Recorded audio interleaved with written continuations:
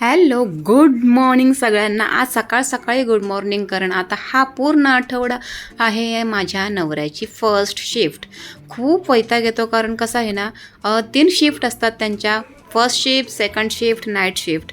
तर आता हा पूर्ण आठवडा हा फर्स्ट शिफ्ट असल्यामुळे रोज सकाळी 5:30 वाजता उठायचं, टिफिन करायचा आणि झोपेची काशी होते. कारण कसं झोपेचं पूर्ण जजमेंट हे कोलमडून जातं. नाईट शिफ्ट असेल तर ते येतात 8 वाजता घरी, त्यामुळे उठा 7 वाजता. आणि फर्स्ट शिफ्टला हे 5:30 वाजता. आणि मग सेकंड शिफ्ट असेल तर काही टेन्शन नाही, मग आराम असतो. तर अशा पद्धतीने सकाळी मी लवकर उठलेली आहे. आणि पहिले सुरुवातीला पाणी वगैरे गरम एका साईडला ठेवलं आहे, म्हणजे भाजी होता होता पाणी गरम तर होतंच. आणि भाजी झाल्यावर मला वाटते मी चपात्या करते. आणि सगळेजण असेच करतात, कारण अगोदर पीठ मळून घेतात, नंतर भाजी करतात, जेणेकरून पीठही मुरतं आणि भाजीही होते आणि बाकीची सगळी कामं व्यवस्थित होतात. तर मी आणलेली रात्री 15 रुपयाची मटकी. तर रात्री अर्ध्या मटकीची मिसळ केली आणि म्हटलं सकाळी अर्ध्या मटकीचं ही भाजी करावी टिफिनला. तर 15 रुपयात माझी 2 टाईमची भाजी झालेली आहे. आणि असं मी व्यवस्थित नेहमी करत असते, जेणेकरून सगळं व्यवस्थित माझं हँडल होतं.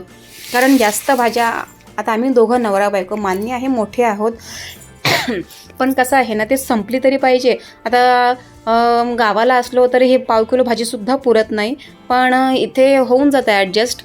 तर मी अशीच आणते आणि अशीच पुरवते. कडधान्य बहुधा मिळतात मार्केटमध्ये मोड आलेले, तर 15 रुपयाचे मी आणले होते. तर भाजी झाली छानपैकी मस्त अशी मटकी. आणि चपात्या करायला घेतल्या. आणि किती सोपं पडतं भाजी करून झाल्यावर, कारण पीठ छान पद्धतीनं असं मुरलेलं असतं.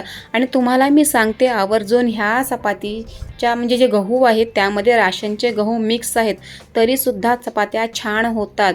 खूप लोक राशनच्या गव्हाला नावं ठेवतात आणि ते अक्षरशः मला पण थोडंसं वाईट वाटतं. कारण जर तुम्हाला राशनला धान्य मिळतं आहे, गहू मिळत आहेत, तर तुम्ही टाकून का देता?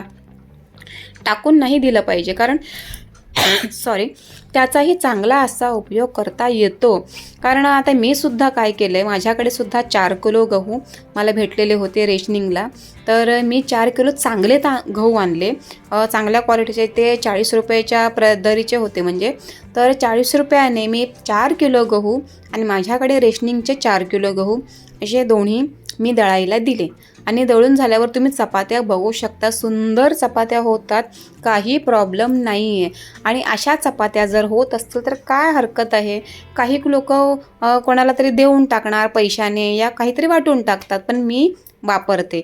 आणि चहासुद्धा पटकन चपात्या करता करता साईडला झालेला आहे. मिस्टरांची आंघोळी झालेली आहे आणि असं छोट्या वाटीमध्ये मी चहा देते, जेणेकरून ते तयारी करत असतात आणि झटकेपट तो चहा पण थंड होतो आणि त्यांनी प्यायलाही बरा पडतो. तर झालेलं आहे सगळं माझं सकाळचा डब्बा रेडी. आणि मिस्टरांना चपात्या भाजी मी पॅक केलेल्या अशा पद्धतीने माझा मस्तपैकी असं रोज टिफिन रेडी असतो. तर आज माझ्या छोट्या मुलीचा डब्बा मी त्यांना देते, कारण ती घरी नाही आहे.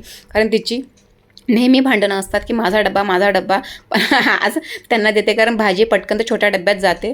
तर झालं आहे सगळं. आणि आता स्वतःसाठी ते कामाला गेले निघून. आता स्वतःसाठी शेवटची जी एक चपाती असते ती जरा जास्त तेल लावून खरपूस अशी भाजून मी घेते आणि स्वतः खायला.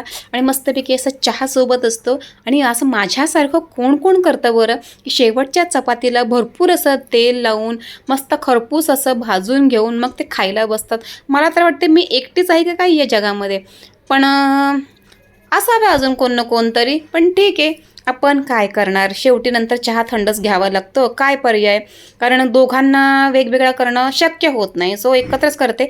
आणि अशी खरपूस तेलात भाजलेली चपाती बघून आहे ना, नवरा नेहमी माझ्यासोबत भांडणं करतो, खा आणि जाडजोड तर काय होत नाही, नुसती पातळची पातळच आहेस.